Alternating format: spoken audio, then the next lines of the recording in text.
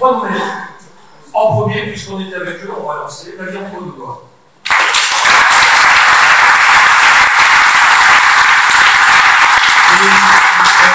Tout simplement pour sa politique d'accueil et qui, dans cette année, quand même, qui est un petit peu particulière sur le plan mondial, a fait un véritable travail d'accueil d'équipes ukrainiennes d'aviron. Les juniors, les U23, c'est une histoire, je sais pas qu'ils l'ont fait aussi avec d'autres sportifs, notamment des adolescents immigrés, donc c'est une vraie culture de pilote et ça mérite largement bien s'améliorer. Big Bang Ballers comme deuxième nouvelle.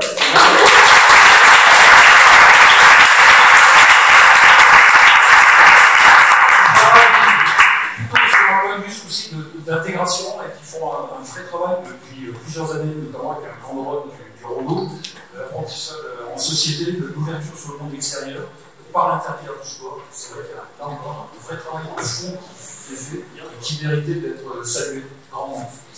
Et puis enfin, les Grizzlies.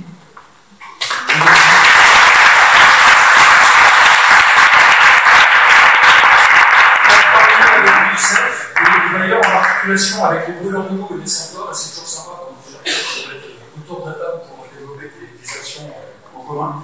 Et notamment, travailler ces questions-là avec des classes primaires de la ville de Grenoble. On sait que l'éducation, c'est quand même quelque chose d'assez intéressant et d'important. Il faut aller éduquer avec les uns et les autres. Quelques lieux qui méritent d'éduquer avec. Et donc, le lauréat, vous m'avez dit Richard. Et le lauréat, et le Big Bang Mailers. Le trophée va être remis par Mme Annabelle Breton, adjointe à la ville de Grenoble.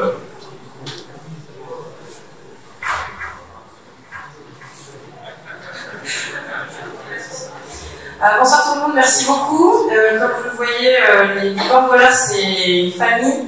Et en fait, la force surtout de ce asso, c'est en fait, vous êtes tous des Big Bang Ballers, c'est juste que vous ne le savez pas encore.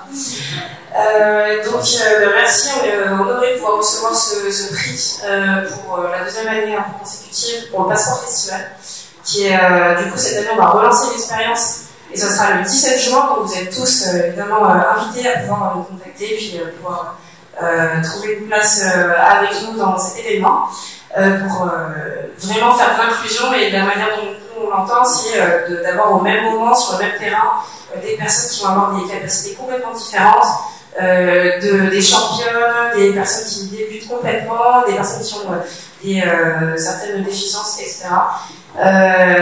Et c'est vraiment ce projet-là aussi, cette motivation qui nous pousse aussi à développer donc en 2024, et on va travailler dès cette année, en 2023, aux Inclusive Games, les In-Games, pour justement travailler encore plus sur des variantes de jeux et de pratiques sportives pour les rendre plus inclusives.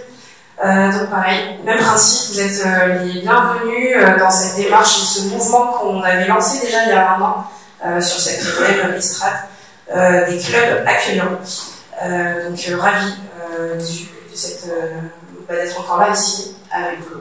Et je remercie l'équipe et l'équipe bénévole, l'équipe des conseils d'administration, l'équipe salariée, les volontaires qui sont là et qui se battent chaque jour à nos côtés. Merci.